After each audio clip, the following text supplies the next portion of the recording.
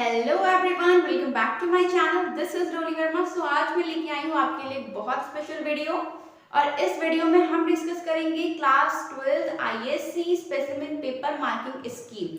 देखिए, बहुत सारे स्टूडेंट्स होते हैं, वो क्या करते हैं, अपने ओवरऑल सिलेबस पे बहुत ज़्यादा फोकस करते हैं। वो ये सोचते हैं कि यार पूरा सिलेबस खत्म करते हैं, फटाफट सारा कुछ पढ़ना है, पर वो एक चीज़ भूल जाते हैं कि काउंसिल ने स्पेसिमेन पेपर रिलीज किया है। स्पेसिमेन पेपर का पैटर्न हर साल दिया जाता है। इस साल भी पैटर्न पेपर जो था वो आया, ठीक है। और आज हम इस वीडियो में वही चीज डिस्कस करेंगे कि जो पैटर्न पेपर है वो किस तरीके के क्वेश्चन कंसिस्ट करता है, ठीक है। और मार्किंग स्कीम क्या है, किस चैप्टर से कितने मार्क्स का क्वेश्चन आया है, किस तरीके का क्वेश्चन आया है, ठीक है। ये सारी चीजें हम इस वीडियो में डिस्कस करेंगे। और एक चीज, जो लास्ट ईयर का स्पेसिमेन पेपर था वो इस साल से थोड़ा सा डिफरेंट है, तो वो सारी चीजें भी हम आगे वीडियो में देखेंगे, ठीक है। तो स्टार्ट करते हैं।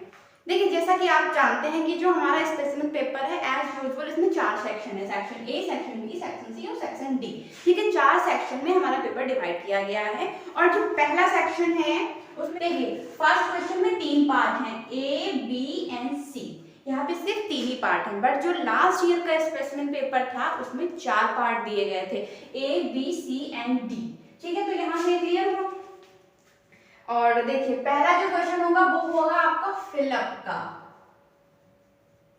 का, जिसमें आपको ऑप्शंस दिए होंगे। ओके, ऑप्शंस दिए जाते हैं, 4 क्वेश्चन दिए जाते हैं। जो पहला क्वेश्चन है वो बेसिकली ऑर्गेनिक केमिस्ट्री का होता है, ठीक है। और देखिए, फिलअप में जो एक क्वेश्चन फिलअप का आता है वो कोऑर्डिनेशन कंपाउंड का जरूर आएगा, ठीक है। ये चीज आप ध्यान रखिएगा, कोऑर्डिनेशन कंपाउंड का एक फिलअप जरूर आएगा। लास्ट ईयर आया था और इस साल भी आएगा। फिलअप में आपको कोऑर्डिनेशन कंपाउंड का एक क्वेश्चन जरूर देखने को मिलेगा, सो तैयार करिएगा, ठीक है।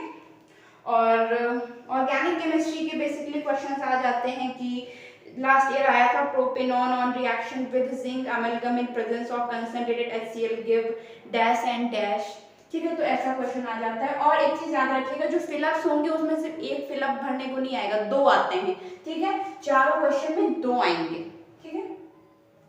जो बी पार्ट है उसमें आपके जो 5 होंगे वो MCQs होंगे, ऑप्शन वाले होंगे, ठीक है। और जो 2 होंगे वो असर्शन एंड रीजन होंगे, ठीक है। जो 5 क्वेश्चन होंगे वो MCQ के होंगे, जिसमें कोऑर्डिनेशन कंपाउंड से एक क्वेश्चन जरूर आएगा MCQ में आपके, ठीक है। और हाँ, रिएक्शन का एक क्वेश्चन आएगा, ठीक है। इलेक्ट्रोकेमिस्ट्री से रिलेटेड एक क्वेश्चन आ सकता है, ठीक है। MCQ में ऐसे क्वेश्चन आ सकता है। और जो लास्ट के 2 होंगे इसमें असर्शन और रीजन जरूर आता है, so be prepare for this, okay. And जो इस साल का पेपर है, जो सी पार्ट है, उसमें एक रीजनिंग क्वेश्चन पूछा गया है। बहुत सिंपल सा क्वेश्चन है। ये जो क्वेश्चन आया है रीजनिंग क्वेश्चन, कंसेप्चुअल क्वेश्चन, ये सॉल्यूशन चैप्टर से मिलता जुलता क्वेश्चन आया है, तो चांसेस हैं कि इसी चैप्टर से पेपर में भी आपके आएगा, ठीक है। पर जो लास्ट ईयर का पेपर था उसमें जो आपका सी पार्ट था उसमें मैचिंग दी गई थी, ठीक है। पर जो आपका 2024 का जो स्पेसिमेन पेपर है उसमें मैचिंग कहीं भी नहीं है, तो मैचिंग आने की कोई चांसेस भी नहीं है, ठीक है। तो उसमें मैचिंग दी गई थी और डी में असर्शन रीजन दिए गए थे। पर यहाँ पे आपके 5 MCQs आएंगे, 2 असर्शन रीजन आएंगे और सी पार्ट में रीजनिंग क्वेश्चन आएगा, पैराग्राफ दिया होगा, ठीक है। और उसको आपको पढ़ना होगा और नीचे मिनिमम 3 क्वेश्चंस दिए होंगे, जिसमें से एक छोटा सा न्यूमेरिकल हो सकता है, क्लियर, ठीक है। तो ये जो हमारा सेक्शन ए है ये टोटल आपका 14 मार्क्स का होता है, ठीक है। ये 14 मार्क्स कंसिस्ट करेगा, ठीक है। तो यहाँ से आपका क्लियर हो गया कि 3 पार्ट आएंगे और किस किस तरीके से क्वेश्चन आ सकते हैं, ठीक है। मैचिंग नहीं आएगी, कोई टेंशन नहीं है उसकी। कंसेप्चुअल क्वेश्चन आएगा, स्पेसिमेन पेपर में सॉल्यूशन चैप्टर से दिया है और चांसेस है कि उसी चैप्टर से ही आएगा, ठीक है। अब बात करते हैं सेक्शन बी की। देखिए, जो सेक्शन बी है उसमें है टोटल 10 क्वेश्चन है और हर एक क्वेश्चन जो है वो 2 नंबर का है। इस हिसाब से पूरे 20 नंबर कंटेन करेगा सेक्शन बी आपका, क्लियर। जो पहला क्वेश्चन है यानी क्वेश्चन नंबर 2, ये क्वेश्चन नंबर फर्स्ट था, अभी है क्वेश्चन नंबर 2। तो स्पेसिमेन पेपर में ये जो क्वेश्चन दिया हुआ है क्वेश्चन नंबर 2, ये अल्कोहल, फिनॉल और ईथर का क्वेश्चन दिया हुआ है। अल्कोहल, फिनॉल और ईथर का क्वेश्चन दिया गया है तो चांसेस हैं कि जो क्वेश्चन आएगा वो अल्कोहल, फिनॉल और ईथर का ही आएगा। रीजनिंग हो सकता है, ठीक है, कन्वर्जन हो सकता है या फिर रिएक्शन हो सकती है, पर पहले क्वेश्चन में रीजनिंग के चांसेस ज्यादा हैं। ओके, क्वेश्चन नंबर 3 आएगा आपका डीएनएफ ब्लॉक का। देखिए डीएनएफ ब्लॉक में मेनली सारी रीजनिंग क्वेश्चंस हैं, ऑक्सीडेशन स्टेट से रिलेटेड हो गया, मैग्नेटिक नेचर से रिलेटेड हो गया, ठीक है, तो ये ऐसे क्वेश्चंस हैं। और आप इसमें देख सकते हैं जो डीएनएफ ब्लॉक है उनसे 3 क्वेश्चंस आए हैं। तो ये चैप्टर आपको सेक्शन बी के लिए प्रिपेयर करना है डीएनएफ ब्लॉक से। इसमें से 6 नंबर के क्वेश्चन आएंगे और 6 नंबर बहुत मायने रखते हैं, ठीक है। सो डीएनएफ ब्लॉक के जितने भी रीजनिंग क्वेश्चन है, फिर चाहे वो पैरामैग्नेटिक नेचर से रिलेटेड हो या फिर ऑक्सीडेशन स्टेट्स हो, ठीक है, और जो 3D सीरीज है आपकी स्कैंडियम, टाइटेनियम, वेनेडियम वाली, वो पूरी पढ़ लीजिएगा, ठीक है। उसी के बेसिस पे सारे जो रीजनिंग क्वेश्चन आएंगे वो आपको देने हैं, ठीक है। क्वेश्चन नंबर 4, कन्वर्जन आ सकते हैं, देखते हैं, कन्वर्जन आ सकता है क्वेश्चन नंबर 4 में, जिसमें अल्कोहल, फिनॉल, ईथर का भी हो सकता है, एल्डिहाइड, कीटोन, कार्बोक्सिलिक का भी हो सकता है।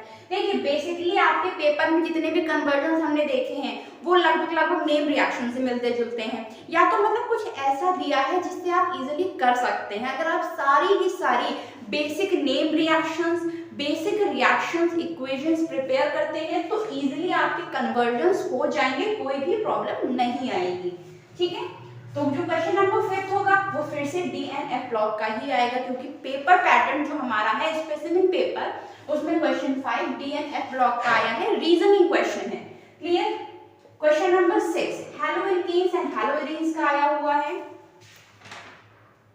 क्वेश्चन नंबर 6 हैलोएल्कीन्स एंड हैलोएरीन्स का आया हुआ है, जिसमें एक मैकेनिज्म भी दी हुई है, एसिड कैटालाइज्ड हाइड्रेशन। बहुत इजी है, सिंपल है, और इस चैप्टर में आपको SN1 और SN2 रिएक्शंस अच्छे से पढ़नी, क्योंकि वो बहुत इंपॉर्टेंट है, ठीक है। क्वेश्चन नंबर 7 आया है आपका इलेक्ट्रोकेमिस्ट्री का, तो चांसेस हैं कि जो बोर्ड का जो पेपर होगा उसमें भी इलेक्ट्रोकेमिस्ट्री का ही क्वेश्चन आएगा, क्लियर। न्यूमेरिकल हो सकता है, छोटी सी डेफिनेशन हो सकती है, या फिर कोई रूल हो सकता है, कोलराउश का लॉ हो सकता है, ठीक है, और ये सारी चीजें हो सकती हैं। और क्वेश्चन नंबर जो 8 है वो आया है अल्कोहल, फिनॉल और ईथर का। अल्कोहल, फिनॉल और ईथर का आया है, इसमें आपको एक रिएक्शन भी दी हुई है, चॉइस में है, ठीक है, और एक पैराग्राफ दिया होता है सिंपली कि ये कंपाउंड है, इसको इसमें डालेंगे, ऐसा करेंगे, आपको सिंपली वो करते जाना होता है। जैसे नेम रिएक्शन कोई सिंपल आती है, for example ethanol from Grignard reagent, ठीक है, ये छोटी सी इक्वेशन हो गई। और एक क्वेश्चन आता है पैराग्राफ में, उसमें पहले इथेनॉल से ग्रिग्नार्ड रिएजेंट बनाना है, फिर ग्रिग्नार्ड रिएजेंट से कुछ और बनाना है, फिर उससे कुछ और बनाना है, बनाते ही रहना है, ठीक है, ऐसा क्वेश्चन आता है, ठीक है। तो ये भी बहुत इजी रहता है, बहुत सिंपल रहता है, पर कुछ स्टूडेंट्स क्या करते हैं, लगता है यार ये पैराग्राफ है, बहुत सारा इसमें कन्वर्जन आ जाएगा, पर जब आप उसे करेंगे, जब लिखेंगे तो इजीली हो जाता है, कोई भी प्रॉब्लम नहीं आती, ठीक है। क्वेश्चन नंबर 9 सॉल्यूशन का आएगा। देखिए सॉल्यूशन चैप्टर से मैं एक चीज बता रही हूँ, थ्योरी पे ज्यादा ध्यान मत दीजिएगा, क्योंकि सॉल्यूशन चैप्टर से सिर्फ और सिर्फ न्यूमेरिकल ही आता है, सिर्फ और सिर्फ न्यूमेरिकल आता है। लास्ट ईयर भी सॉल्यूशन चैप्टर से सिर्फ और सिर्फ न्यूमेरिकल आया था, थ्योरी का कोई भी क्वेश्चन नहीं आया था, कोई भी लॉ नहीं पूछा गया, कुछ नहीं पूछा गया, और ना ही पूछा जाएगा आईएससी बोर्ड में। सॉल्यूशन चैप्टर से सिर्फ और सिर्फ आपका न्यूमेरिकल ही आएगा, सो आपका मेन फोकस होना चाहिए न्यूमेरिकल्स पे। खूब प्रैक्टिस करिए मैथ और फैक्टर के, मोलैरिटी, मोलैलिटी क्या है, elevation in boiling point, depression in freezing point, ये सारे न्यूमेरिकल्स आप अच्छे से प्रिपेयर करिए, ओके। और 2 नंबर अगर न्यूमेरिकल आता है तो बहुत इजी न्यूमेरिकल आएगा। पैटर्न पेपर में जो स्पेसिफिक पेपर है उसमें अगर ऑस्मोटिक प्रेशर को लेके कोई क्वेश्चन दिया हुआ है तो चांसेस हैं कि जो आपका बोर्ड का पेपर है उसमें भी ऑस्मोटिक प्रेशर को लेके ही क्वेश्चन आएगा, क्योंकि जो लास्ट ईयर का स्पेसिफिक पेपर था उसमें क्या था, ऑस्मोटिक प्रेशर को लेके हीमोग्लोबिन करके क्वेश्चन आया था, ठीक है। और जब पेपर हुआ उसका तो उसमें भी ऑस्मोटिक प्रेशर को ही लेके एक क्वेश्चन आया था, बस फर्क क्या था, हीमोग्लोबिन की जगह किसी और की कंसंट्रेशन दी हुई थी, ठीक है, इतना सा डिफरेंस था। Question number 10 aldehyde, ketone and carboxylic का आएगा। रीजनिंग क्वेश्चन हो सकता है, क्योंकि इसमें बहुत सारे रीजनिंग क्वेश्चन बन जाते हैं, डिस्टिंग्विश टेस्ट बन जाते हैं, कि एल्डिहाइड एल्डोल कंडेंसेशन नहीं देता है क्यों नहीं देता है, ऐसे क्वेश्चन बनते हैं। ठीक है, क्वेश्चन नंबर 11 फिर से डीएनएफ ब्लॉक का आएगा, रीजनिंग क्वेश्चन आएगा। तो जो सेक्शन बी है इसमें से आपने अच्छे से देख लिया, डीएनएफ ब्लॉक के 3 क्वेश्चन आए हैं। ठीक है, यानी ये 6 नंबर कंसिस्ट करेंगे और अल्कोहल फिनोल ईथर से 2 क्वेश्चन आए हैं। तो देखिए ये सारी चीजें अगर हम ऑब्जर्व करते हैं अपने स्पेसिफिक पेपर में, पैटर्न पेपर में, तो हमें एक आइडिया मिल जाता है कि किस चैप्टर में कितना फोकस रखना है। ठीक है, किस तरीके का हमें क्वेश्चन पढ़ना है। तो मैं आपको ये सजेस्ट करूंगी कि जब भी पढ़ने बैठे कोई भी चैप्टर, तो सबसे पहले स्पेसिफिक पेपर देखें कि किस तरीके का क्वेश्चन आया है, फिर उस तरीके के क्वेश्चन जरूर पढ़ें, क्योंकि स्पेसिफिक पेपर से ही बहुत ज्यादा मिलता जुलता बोर्ड पेपर आता है। देखिए लास्ट ईयर पेपर में रीजनिंग क्वेश्चन आया था एमाइंस को लेके एक रीजनिंग क्वेश्चन आया था। ठीक है, और बोर्ड पेपर में सेम क्वेश्चन हमें मिला था, सिर्फ एमाइंस के नेम बदल गए थे और सारी चीज वही दी गई थी कि ये सॉल्युबल है तो ये इनसॉल्युबल क्यों नहीं है, ऐसा क्वेश्चन आता है। ठीक है, और सेक्शन सी में पूरे 7 क्वेश्चन हैं आपके। ठीक है, and each question carries 3 marks means 21 marks. तो सेक्शन सी है वो कंसिस्ट करेगा टोटल 21 मार्क्स। ठीक है, अब देखिए जो क्वेश्चन नंबर 12 है वो केमिकल काइनेटिक्स को लेके क्वेश्चन आता है। इसमें कंसंट्रेशन दी हुई है, ऑर्डर दी हुई है, आपको उसकी कंसंट्रेशन निकालनी होती है। बहुत इजी होता है, बेसिक ओरल क्वेश्चन होता है। ठीक है, क्वेश्चन नंबर 13 अमाइंस, देखा ये मैंने कहा था, और ये क्वेश्चन रीजनिंग क्वेश्चन आता है अमाइंस को लेके। हाँ, रीजनिंग क्वेश्चन आएगा क्वेश्चन नंबर 13 अमाइंस को लेके कि रीजन दिया होगा इनसॉल्युबिलिटी का और सॉल्युबिलिटी का, तब आपको करना होगा। ठीक है, तो अमाइन चैप्टर से कुछ रीजनिंग क्वेश्चन देख लीजिएगा।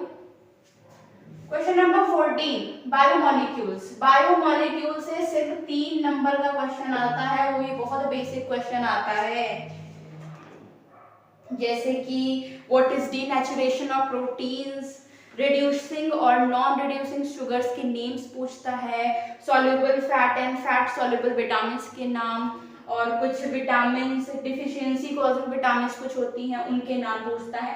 बायोमोलिक्यूल्स पे बहुत ज्यादा फोकस आपको नहीं करना है, बहुत ज्यादा आपको रिएक्शन नहीं सॉल्व करनी, क्योंकि 3 नंबर का क्वेश्चन आता है, बहुत बेसिक क्वेश्चन आता है, सिर्फ बेसिक चीजें ही पढ़नी है। ठीक है, क्वेश्चन नंबर 15 सॉल्यूशन से आएगा।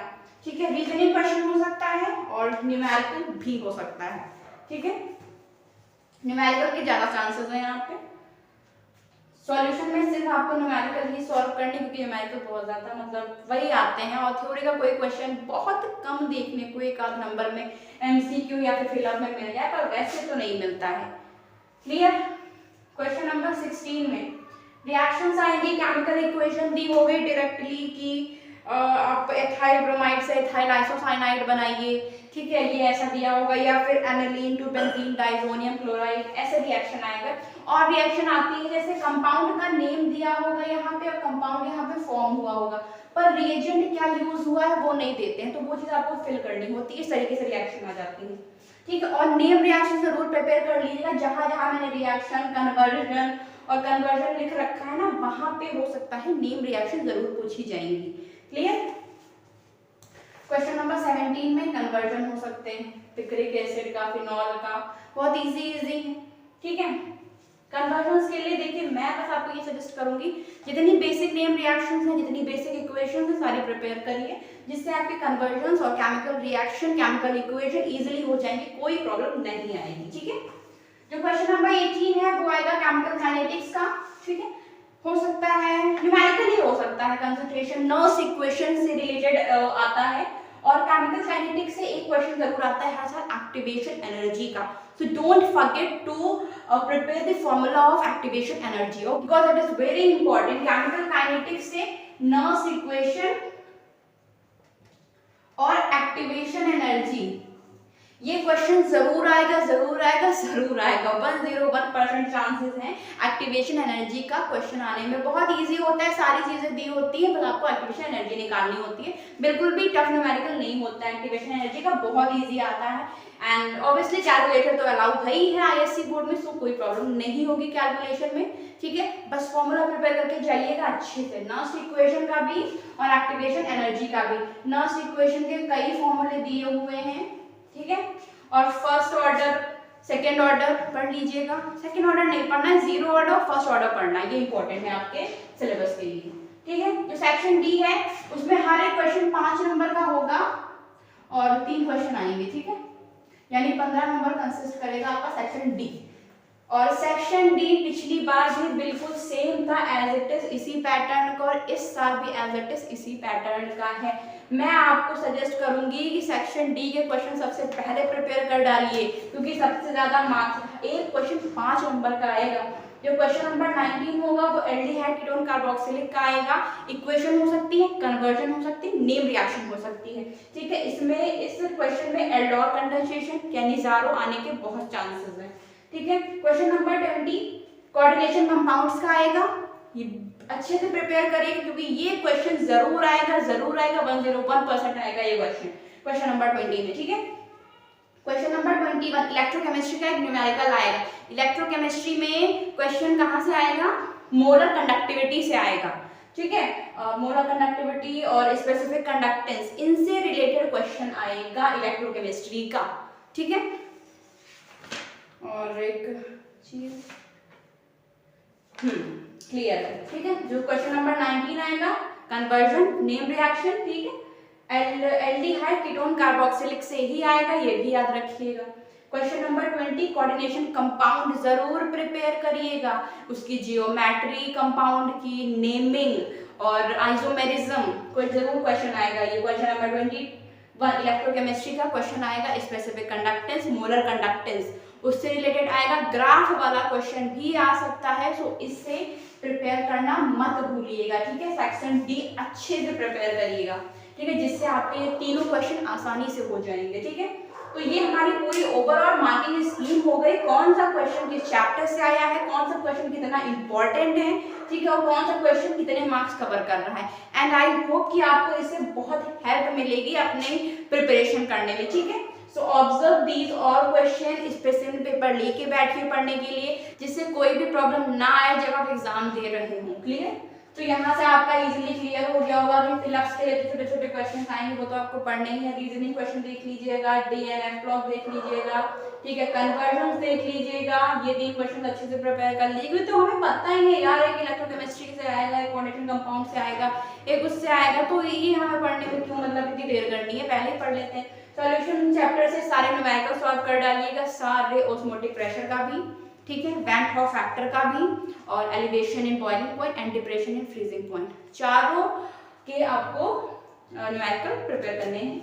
ठीक है, पर सबसे ज्यादा इंपॉर्टेंट है सॉल्यूशन चैप्टर में आपको ये वैन हॉफ फैक्टर यानी आई और ऑस्मोटिक प्रेशर। ठीक है, ये दो की न्यूमेरिकल ज्यादा इंपॉर्टेंट है। तो so I hope that you like this video. Please like, share and subscribe to my channel for upcoming videos, and thanks for watching.